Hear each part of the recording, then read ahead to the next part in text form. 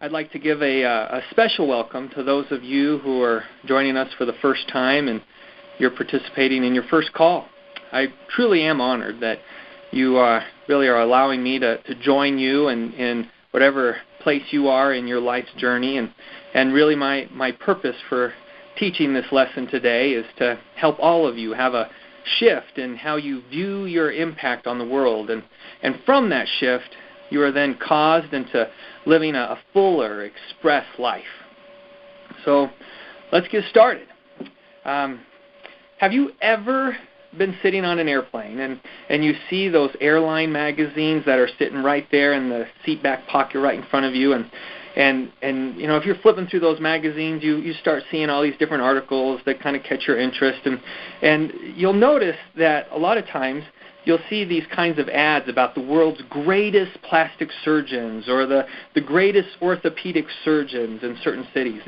These ads are typical in airline magazines, and they will have, say, 10 or 15 different doctors that they will post. They also have them for restaurants, and sometimes you'll have things like the world's greatest steak restaurant, and I start to think, what does it mean really to be the world's greatest?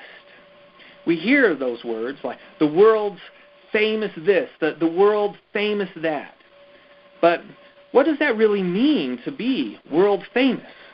And what does it take really to be world famous? Have you ever contemplated that? Being world famous? How about being the best in the world at whatever it is that you do? Have you ever really, I mean seriously, have you ever even considered what that world would look like in your life? If it's being a world-famous secretary or a world-famous salesperson, or how about being a world-famous dad or a world-famous mom? What do you have to do to be world-famous? You know, there's a place in Seattle. If you've ever been there, I'm sure you're familiar with it. I know it's been even highlighted on some television news programs. It's a place in Seattle called the Pike Place Market. And in the Pike Place Market in Seattle, there's a world-famous fish market. Now, who would ever think that there would be a world-famous fish market? What makes a fish market world-famous? And how does a fish market become world-famous? Seriously, what are the criteria to be world-famous? What would make them world-famous? Is it arrogant for them to say that they are the world-famous fish market? Surely there are thousands of other fish markets around the world. And when we think of world-famous, we don't often associate it with, say, a fish market. But I assure you, the Pike Place Fish Market in Seattle, Washington, is world-famous. You can go there on any Saturday, and there will be literally 100 people gathered outside the market watching the people in the fish market work. Think about that. People taking time out of their Saturday. And we're all busy in our lives. And would you ever take the time to go down and watch a fishmonger load salmon or clams or crabs or mussels or squid or octopus? What are they doing so special that they are world famous? You know, if you go down to the street market, it's just not on Saturdays that people gather to watch the fishmongers work. Even during the work week, Monday through Friday, there's actually a group that meets to watch the fishmongers unload boxes of dead things from the ocean. They call themselves the yogurt guys. These are professional stockbrokers and insurance agents, bankers and salespeople, and they go to get a little yogurt shop and get their yogurt, and then they go down to the fish market and they watch the fishmongers during their lunch hour. This is how they spend their lunch hour, watching these fishmongers work. What are the fishmongers doing that's so extraordinary? There's this gentleman, his name's John Christensen. He's a filmmaker in Minneapolis, Minnesota, and he had an occasion to go and visit the world-famous Pike Place Fish Market. He was in Seattle on business, and he had some time on a Saturday between appointments, And he asked this concierge at his hotel what he should go see if he had just one free day in the city. And the concierge said, "You should go to the fish market." Now, for anyone on the call who is not familiar with, say, the Space Needle in Seattle, it is a major landmark in the Pacific Northwest, and it is a symbol of Seattle. It is 600 feet tall, it weighs 9,550 tons, and it is not uncommon to wait in line an hour just to take an elevator ride to the top. So think about that. The concierge at this fancy hotel is telling guests not to go to the Space Needle, but to go and watch a bunch of guys shovel ice and unload dead stuff from the ocean. What has to be going on there? What makes them so extraordinary? So John Christensen went and started to watch the guys at the fish market work. These guys, they're dressed up in big coats and gloves and hats because they are handling ice all day long, and they entertain the crowd. I'm thinking, well, how could you entertain a crowd with a dead fish? I mean, how entertaining could it be? Well, John said there was something magical and special about the way these people work. That they didn't just work. There was energy there. There was a spark, a spirit that was mesmerizing. Thomas Troward, he wrote a wonderful essay called Entering into the Spirit of It. And Troward said that whenever we enter into a spirit of it, whether it's the spirit of, say, writing a book, or we enter into the spirit of a game, or into the spirit of a relationship, our lives are enriched. And that which we begin to live into is enriched as well. So after studying what is now known all over the world as the fish philosophy, this is fish with an exclamation point philosophy, I know that it is what John experienced when he watched these fishmongers. He experienced the wonder of spirit being expressed, even in the average workday of a fishmonger. And like Troward was writing about, not only was the lives of the fishmongers enriched, the lives of everyone who watched them was enriched as well. John said it was just incredible to see how these guys play with the audience, how they were just there and present for people. He said you can't walk past the fish market without somehow being engaged by one of the fishmongers. They don't care whether you buy fish or not, and that's the beauty of it. See, they don't care necessarily about the outcome. That's about selling fish. What's the interesting concept is that it's not getting all caught up in selling the fish. It's almost counterintuitive to a guy like me. I'm a goal-setting guy. You've got to set a goal. You've got to be emotionally involved with the idea. But see, there is this another more important principle at work.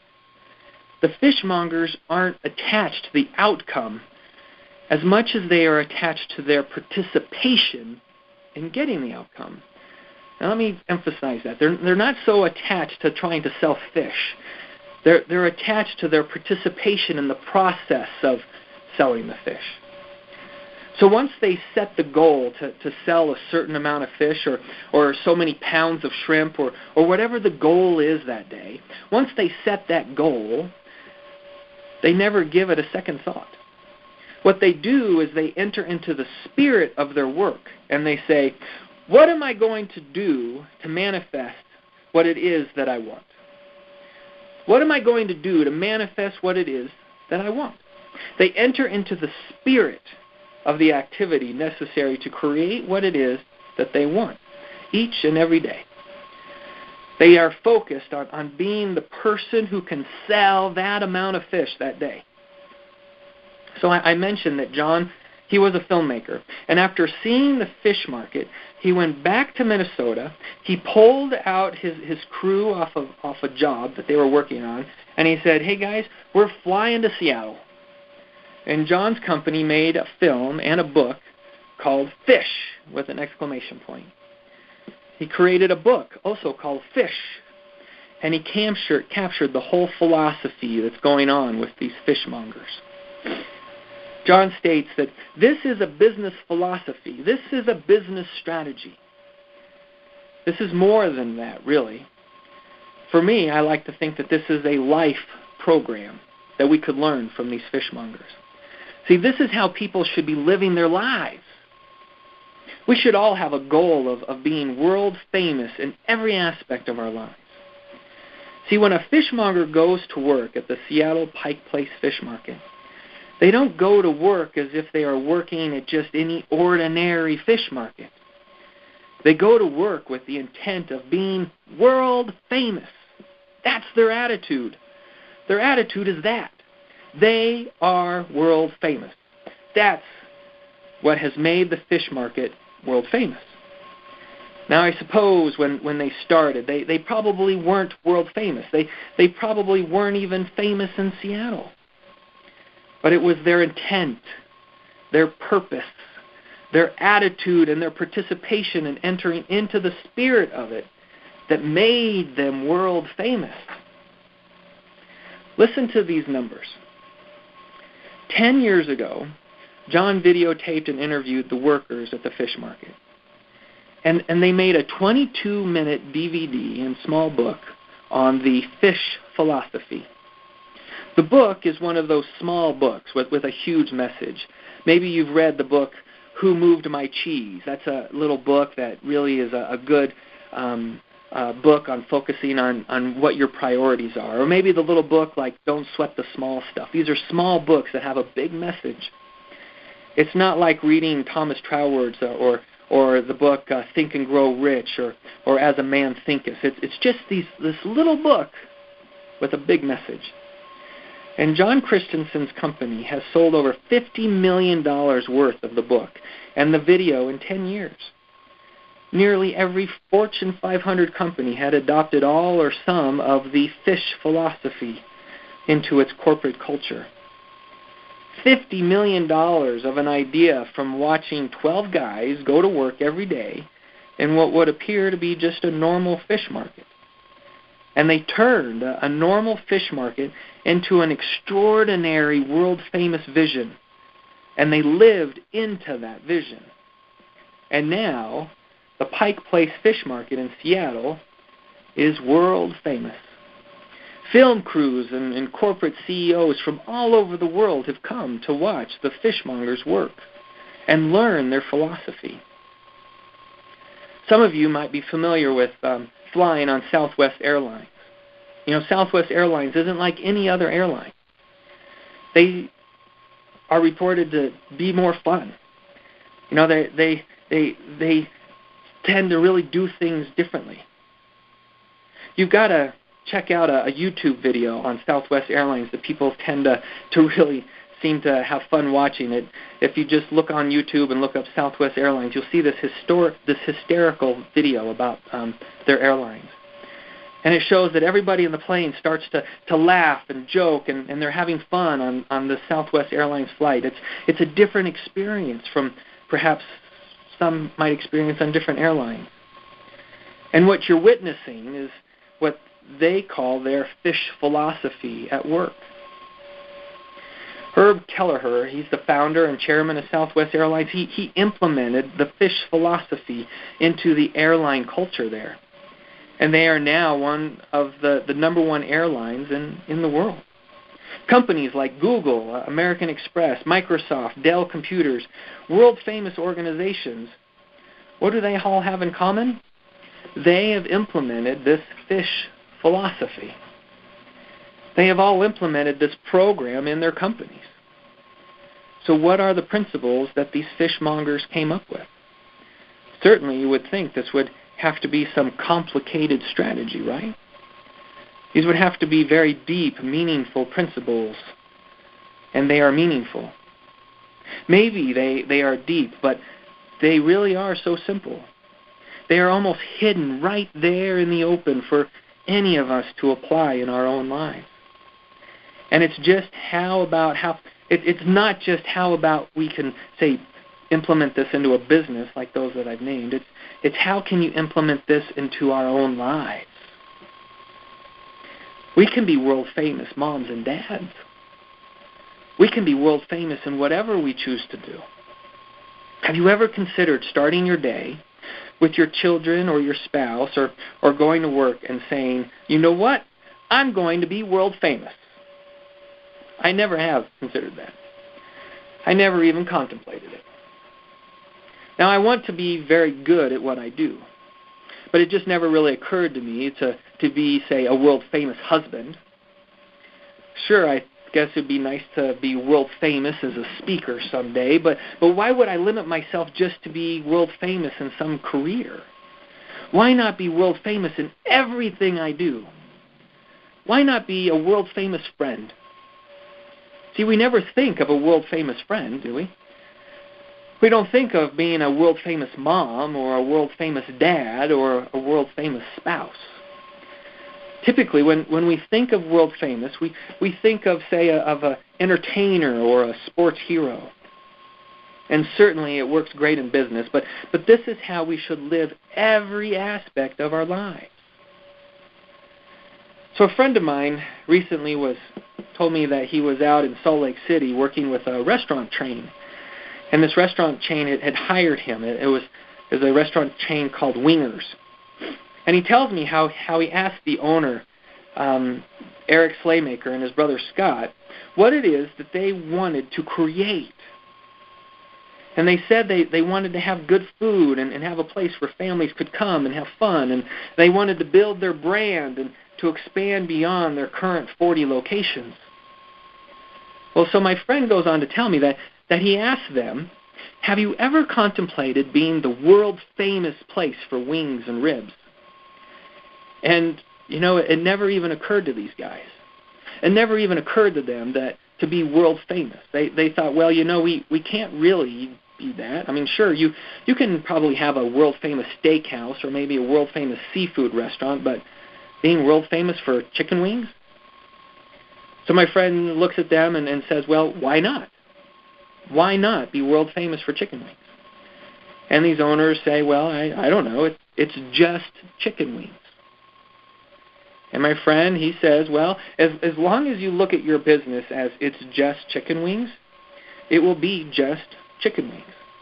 And that's how it is in our life. As long as we look at ourselves as just a mom, or just a spouse, or just an employee, or just a friend, or just a neighbor, that's what you will be. Why not become world famous in everything you do? So, if you have paper and pencil, here's the time to pull it out. Because here are the 4 principles that these fishmongers came up with to be world famous. And they are really simple. So I'm going to suggest that you don't need any specialized knowledge. You won't need any specialized training to be world famous. All you need to do is decide that you are going to have a maximum impact in the lives of everyone you interact with, and follow these 4 simple principles. So here are the 4 principles. Number 1, be there. Number 2, play. Number 3, make their day. And number 4, choose your attitude. That's it. 1, be there. 2, play. 3, make their day. And 4, choose your attitude. You see, when you go to the fish market, you can't walk by and not be engaged by one of the fishmongers. Their mission is to engage you and make you feel special by being there for you, acknowledging you, letting you know that they know that they know you are there, that you are there in their presence, and that you matter to them. You matter more to them than emptying the box in front of them. So they take the time to engage you. There's all types of other activity going on inside and around the fish market. But when you walk by or you walk up to the presence of one of the fishmongers, that fishmonger immediately makes eye contact with you. And that fishmonger locks into you. With everything else that's going on, he's there for you. He wants to learn why you are here today. What brought you to the fish market? Is this your first time at the fish market? Are you looking to buy fish or just taking a look around the place? They are there for you. Are you on vacation or in town on business? They are there for you. Are you with your family or friends? They are engaging. They are genuinely interested in you. What they are doing is they are building rapport with the person. They are taking an interest in that other person's life. They are doing what I guess a sales strategy would be called forming a person. F-O-R-M, form. Forming a person means that you learn what the person's values and motives are. So they ask about your family, your occupation, your recreation, and your message. And then they listen. They be there. They be present.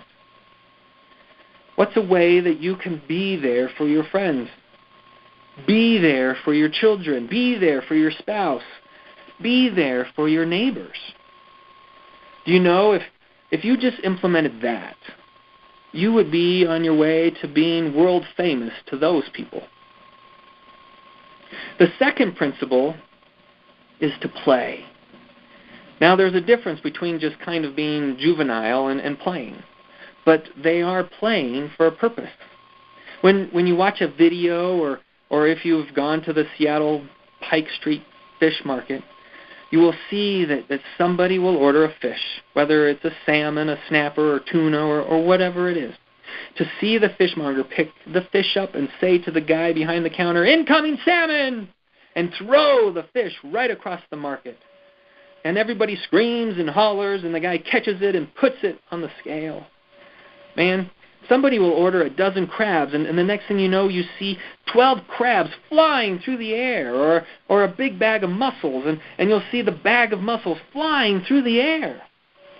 Or you'll see a fishmonger pick up a huge hoghead snapper and carry it over to an old lady, and she's screaming, "No, no!" And he puts it in her hands, and she's laughing the whole time. And people are taking pictures of this in the fish market. And a fish market, people are taking vacation pictures. They're taking pictures of a fishmonger handing a woman a fish. See, it's not just the activity. It's the spirit of the play. It's the spirit. It's the intention behind that.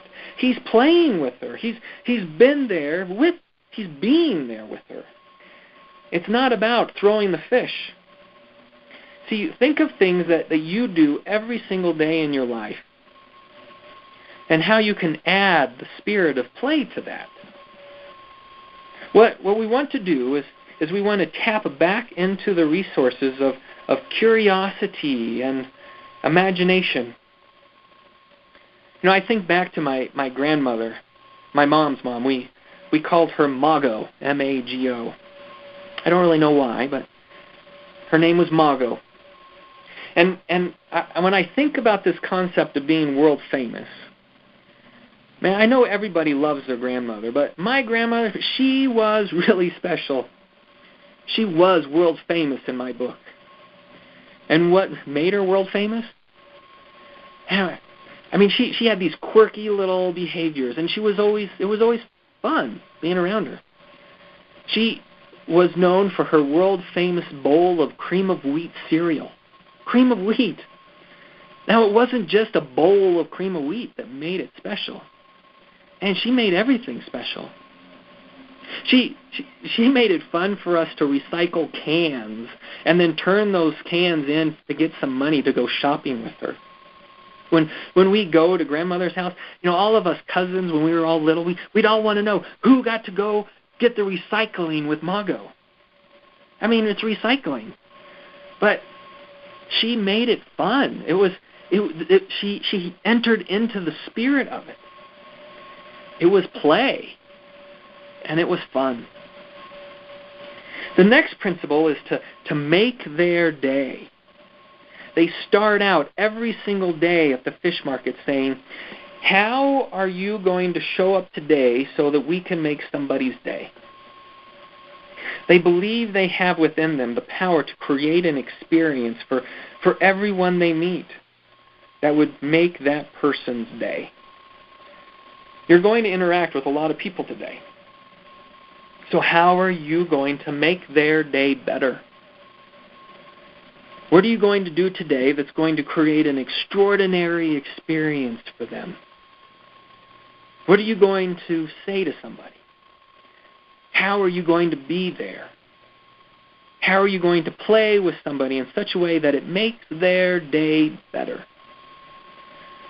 Think of how many times we go to the grocery store and we barely even make eye contact with the person who is ringing up our groceries. We've become so preoccupied with our own lives that we don't even allow into our awareness that we are not there for them. We tell ourselves we don't have the time to play around. It's not my responsibility to make their day. We think of ourselves as just another customer at the grocery store. Have you ever thought about going to the grocery store and being a world-famous customer? Think about that for a minute. Being a world-famous customer. When all the checkout people see you walking into the store, and they all hope that you come to their register because they know there's something special about you. They know you're going to be there for them. You're going to play. Your very presence is going to make their day better. What's a way that you can make somebody's day better? There's a great book that I often reference. It's called The 5 Love Languages. There's the 5 Love Languages book that adults can read to enhance their marriage. There's also the 5 Love Languages of Children, which can really be helpful for parents in learning how to engage with their kids. And if you haven't gotten it, you may want to consider buying it. The author's name is Gary Chapman. And by studying the book, you can become aware of your own love language and the love language of your spouse and the love language of your kids. And you see, once you understand somebody's love language, you can make their day better. So I don't want to get too sidetracked on today's message, but I will quickly share with you the 5 love languages.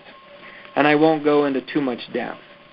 But those 5 love languages include words of affirmation, so that's giving positive praise, giving and receiving gifts, acts of service, quality time, and physical touch.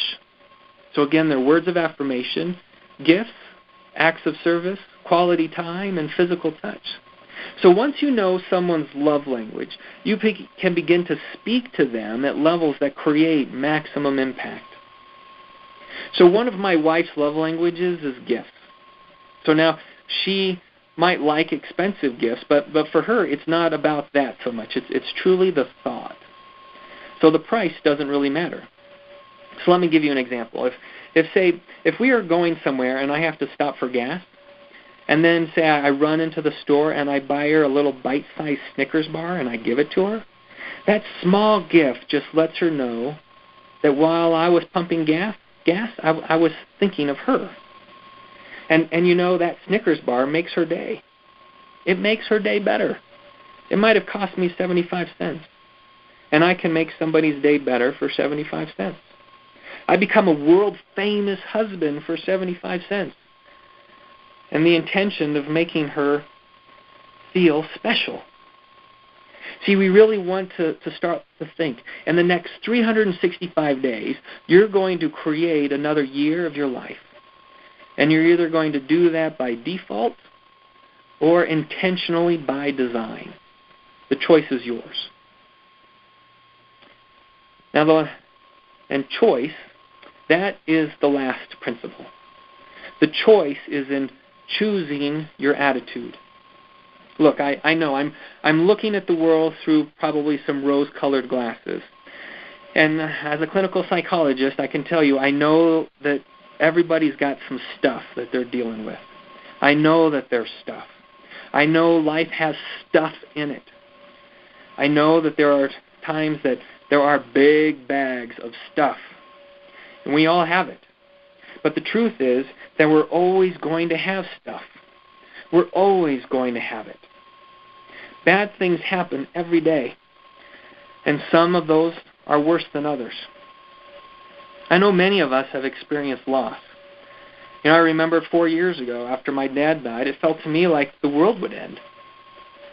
And I suspect many of us can remember when the market was really crashing in 2008. I remember watching my parents panicking about their retirement.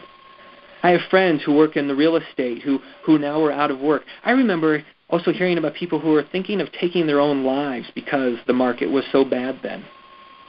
You would think back then that the world was going to end, but it didn't. People still had babies, and people still went to work, and people still got married, and people still had celebrations and christenings and bar mitzvahs, and, life went on, even though there was a lot of stuff. There are also bad things that happened. There can be businesses that close, that there can be marriages that end in divorce. People still die. And in all of that, the only power you and I have is the power to choose our own attitude, the power to enter into the spirit of what it is that we want to design for our lives, rather than have our lives be created by default. So, number 1, be there. 2, play. 3, make their day. And 4, choose your attitude. It makes all the difference in the world how you show up. It's not very common that we contemplate the significance we have in the lives of other people. You could go to the grocery store not choosing your attitude, not choosing to be world famous, not living your life by design, and just be another customer every week for the next 52 weeks and interact with people and have no impact on the quality of their life. You can choose that type of life. Or you can make a decision that you're going to be significant in somebody else's life today. Do you realize the power you have each and every day? You have the power to be there for another person, to make another person's day better. Simply put, you have the power to add value to the lives of others and to make someone's day better. It doesn't matter how old you are. I tell my kids this every day. How are you going to make someone's day better? And I can do that with my kids whether they're 5 years old or 50. Now, we're not all gifted in a lot of ways. So like I said, this year, if we're lucky, we will all get 365 days this year. And how you choose to spend the seconds within those days is up to you. You can be the person that impacts, creates significance, that adds value, that lifts up, that is there for somebody for one of their 365 days. If you do that often enough in your relationships, in your friendships, in your marriage, with your kids, with your mom and dad, with your brothers and sisters, with your aunts and uncles, with your neighbors, with the man or woman at the grocery store, with your community, if you do that enough in those relationships, you will become world famous. Being world famous, it's an idea to contemplate, isn't it? You see, I don't think any of us can imagine the rewards that we get by living a world-famous life. For sure, we will make somebody else's day better, but you know what? There's more than that. When you begin to recognize your true potential, your true power to make somebody else's day, as you begin to tap into the resources of curiosity and imagination, you begin to realize and believe in your own significance. I have significance. Just say it once. I have significance. Say it again. I have significance. I have the power to add meaning to somebody else's life. And then your life is enriched because of it. When you look in the mirror, you will see something different within you. You will see a power inside of you that can impact anybody you come in contact with.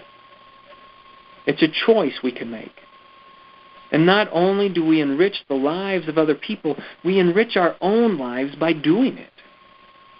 So see that filmmaker, John Christensen, was half right. This is a fantastic business program, but it's also a way to live, a way to be. It's a great life program. Be there, play, make their day, choose your attitude. I think it's a good idea to take the time to begin to not just live into, but begin to live from it. There's a difference. There is a difference. When we live into it, we say that's what we want to become. But when we live from it, we say that's who I am. I am. The two most powerful words ever spoken. I am. When you make another person's day, you say, I am significant to yourself. When you play with people, you say, I am creative to yourself. When you are there for other people, you say, I am compassionate to yourself. When you say, I am a person who chooses my attitude, you say, I am in control of my life, regardless of the stuff. You have certainty. And with all of that comes a completely new set of choices for our lives. So I just want to encourage all of you, make a decision right now to try it for the next 2 weeks. Make a decision right now to try it for the next 2 weeks. Live a world-famous life. A world-famous life. If a fishmonger in Seattle can do it with dead things from the ocean, man, you can do it in your life too. Thanks for joining me, you guys. It's been a real pleasure, and I hope in some way this can speak some importance and add some value to your life. I'll hand it back to Lauren now. Thanks, Doug. If there are questions that this call brought up for you or that come up later, feel free to ask us via email. You can send those to our address. Like I said earlier, that address is Lauren, Lauren, @summitpsychology.net. We'd also like to announce that our next Leadership and Development call will be on Wednesday, July 26th at 8:30 a.m. And we will be sending out an email prior to that call with a reminder of the date and time, as well as the information you'll need to join. And again, if you aren't on our conference or our contact list and want to get updates on future calls, shoot us an email at lauren@summitpsychology.net, and I will add you to our email update group. Thank you so much for participating in the call this morning. You can feel free to disconnect. Have a great Wednesday.